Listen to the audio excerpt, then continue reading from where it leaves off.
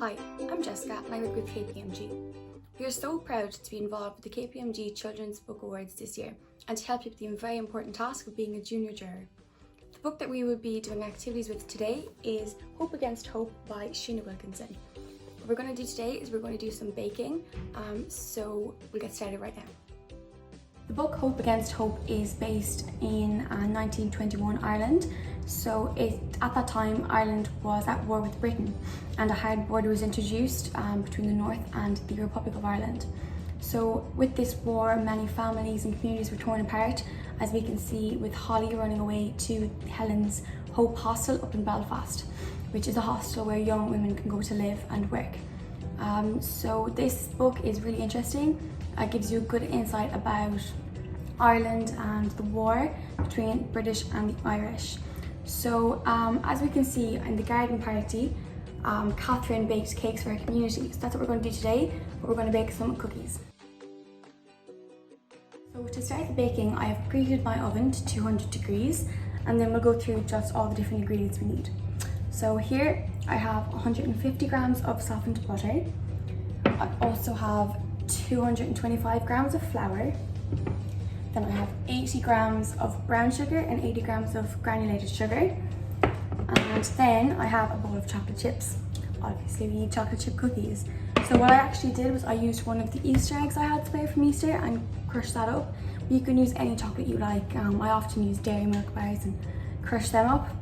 So we also need an egg, some baking powder, some vanilla extract, and a little bit of salt.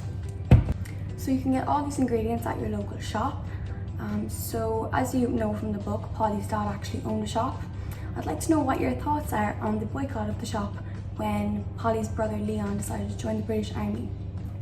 So I've just gotten a big bowl. So what I'm first going to do is I'm going to get my white sugar, my brown sugar, and the butter. I'm going to mix them together until it's creamy. So once your mixture is a creamy consistency like this, what we're going to do is we're going to add in a tablespoon of some vanilla extract, and then we're also going to add in an egg. And you're going to beat that together then. So once the egg is mixed into the sugar and butter mixture, what we're going to do is we're going to add in half a teaspoon of baking powder, and we're going to add a pinch of salt, and then we're also going to add in our flour, and then we're going to mix that all together. So I'm just mixing our mixture here, making it into raw cookie dough consistency. This can be kind of tough, so I would recommend using a spoon as opposed to a whisk. And once all that's combined together, you can add in the chocolate chips. I like a lot of chocolate chips. You can add in whatever you want. If you want to make it a bit healthier, you can add in some raisins or some dried fruit. I like chocolate chips, so I'm going to go with the chocolate chips. So when your cookie dough looks like this consistency, you want to start rolling it out into the cookies. So I have lined a tray with some greaseproof paper and I've sprayed on some fry light so it doesn't get stuck, and then we're going to make balls of dough now. So to make the actual cookies, you just want to make sure your hands are washed first, and then you want to grab a ball of cookies and just roll it into a little circle. If you want them bigger, make the balls bigger. If you want them a bit smaller, make the balls smaller. So then you have your little ball and you just place it on your baking tray. And you do that until all your dough is gone. So I actually made 2 trays of cookies with the ingredients. So what you need to do is you need to make sure they're spread out on the baking tray, because when they do cook, they do expand and you don't want them all stuck together.